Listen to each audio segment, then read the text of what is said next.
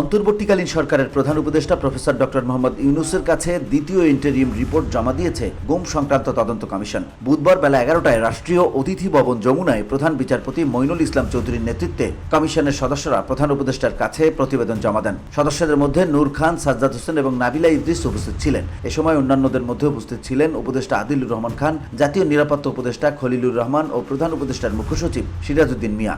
মূলত ছিল হলো টর্চার কিভাবে হয় এই ইন্টারিম রিপোর্টে, এবং কারা কারা পারপিট্রেটর ছিল। তো সিঙ্গেল বিগেস্ট যেটা ফাইন্ডিং ছিল যে র্যাবের যে ইন্টেলিজেন্স উইং, এটা ছিল মেন মানে যে গুম হয়েছে যারা, তার মেন কালপ্রিট বা দ্য কিলার ফোর্স ওনারা বলছেন এটা হচ্ছে র্যাবের ইন্টেলিজেন্স উইং। তারা এই কাজটা সবচেয়ে বেশি ইনভলভ ছিল। এই পুরো যে গুম সংক্রান্ত কমিশন যেটা তাদের ফাইন্ডিংসে বলেছে, তারা অনেকগুলো বলেছে যে কিভাবে যারা ভিকটিমদেরকে নেওয়া হতো তাদেরকে কিভাবে মারা হতো। প্রতিবেদন জমার পর প্রধান উপদেষ্টা বলেন, প্রতিবেদনটি ওয়েবসাইট ও বই আকারে প্রকাশের ব্যবস্থা করতে হবে। এটি ঘিরে শুধু বাংলাদেশ নয়, বৈশ্বিকভাবেও আগ্রহ রয়েছে। তিনি বলেন, কি ভয়াবহ এক একটি ঘটনা। আমাদের সমাজের ভদ্রলোকেরা, আমাদেরই আত্মীয় স্বজনরা এই ঘটনাগুলো ঘটিয়েছে। আপনারা যা যা কিছু পেয়েছেন তার ভিত্তিতে একটি হরর মিউজিয়াম হওয়া উচিত, যা শিউরে ওঠার মতো ঘটনা। এই ধরনের বন্দিশালা কেমন হয়? 3 ফিট বাই 3 ফিট খুপরির মধ্যে দিনের পর দিন, মাসের পর মাস আটকে থাকার যে নির্মমতা, নিষ্ঠুরতার চিত্র মানুষের কাছে তুলে ধরা উচিত বলেও জানান তিনি।